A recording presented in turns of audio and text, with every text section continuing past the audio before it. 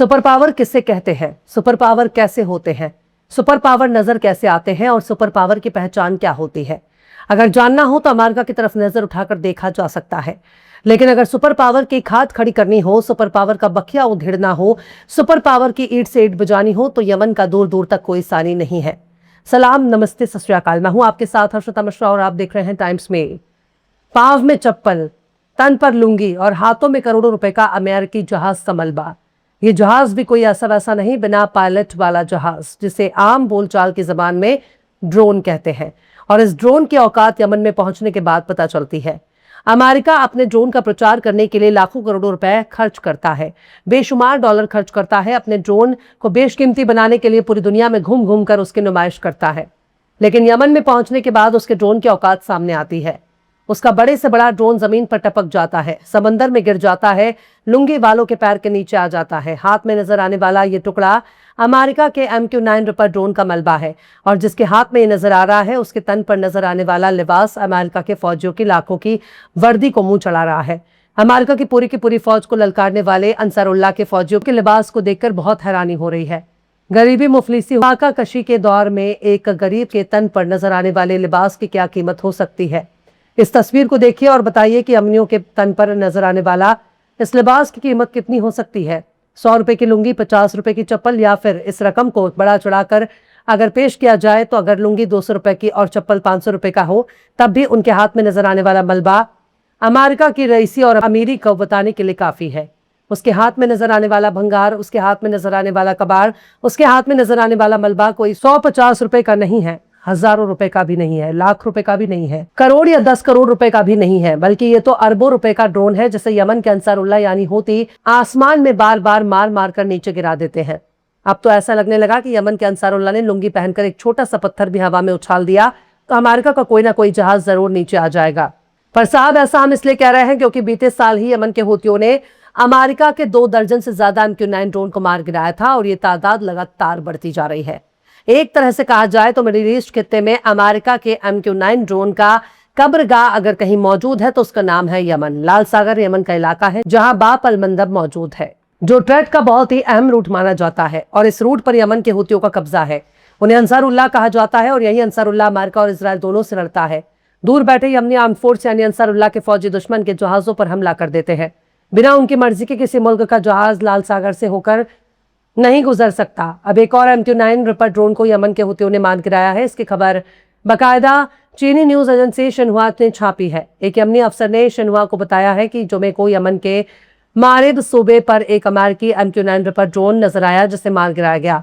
नाम जाहिर न करने की शर्त पर एक अफसर ने बताया कि ड्रोन को मारिब के उत्तर पश्चिम में देखा गया, जिसके बाद उसे गिरा दिया गया। शिन्हुआ ने अपने जराये के हवाले से बताया कि इन जहाजों को हूतियों ने मार गिराया है और कहा है कि यह वारदात 2 हफ्ते पहले भी MQ-9 रिपर को गिराया गया था। हालांकि अमेरिका और हूतियों ने अभी भी बयान जारी नहीं किया है। पर बात सिर्फ यहीं तक नहीं है। तुर्की के मीडिया अनादोलू एजेंसी ने भी 18 मई को अपनी खबर में बताया था कि हूतियों ने एक अमेरिकी MQ-9 रिपर को मार गिराया है। उस वक्त भी मारिब सूबे के ऊपर ही अमेरिका का ड्रोन मार गिराया गया था। पर साहब, अमेरिका को सिर्फ यमन से ही झटके नहीं लग रहे, उसे तो पूरी दुनिया से ही झटके मिल रहे हैं। ईरान पर हमला करके अमेरिका ने पहले ही अपनी टांग तोड़ ली है। ईरान के साथ झुककर समझौता करने के लिए अमेरिका को मजबूर होना पड़ रहा है।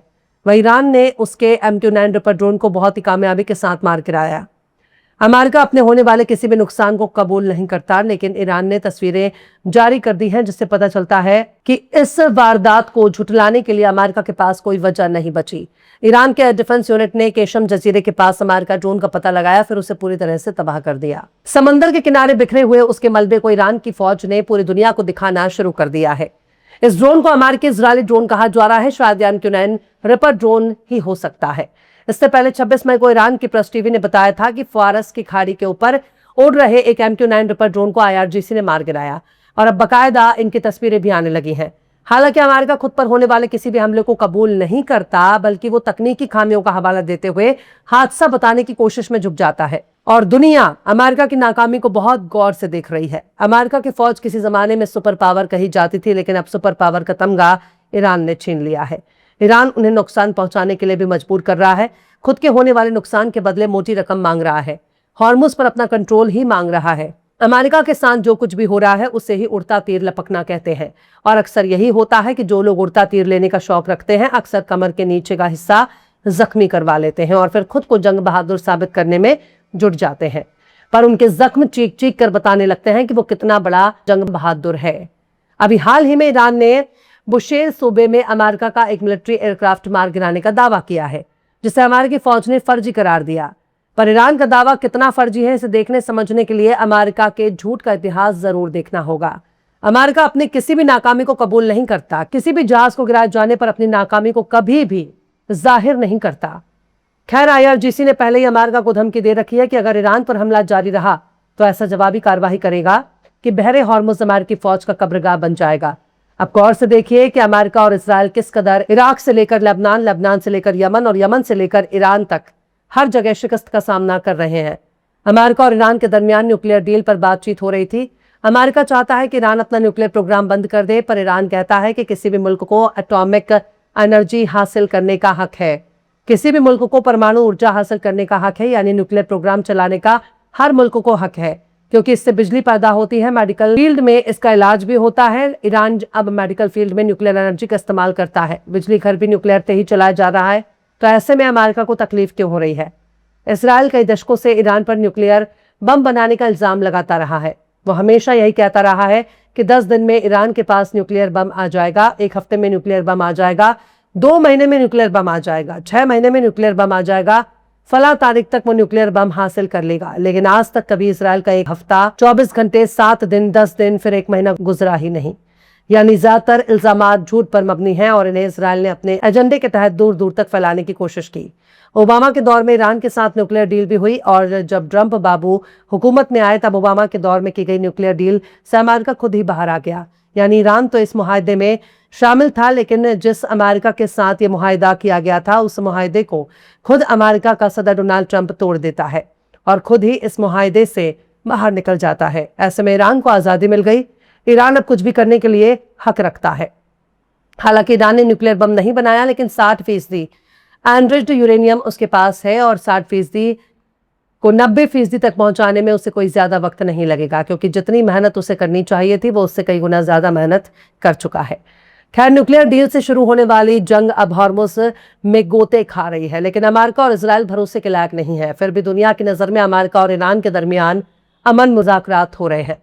शायद आने वाले कुछ घंटों में इस मुज़ाकरात की सच्चाई भी खुलकर सामने आ जाएगी और यह भी सामने आ जाएगा कि अमेरिका और इजराइल पर यकीन करना कितना मुश्किल हो सकता है। फिलहाल इस खबर में बस इतना ही।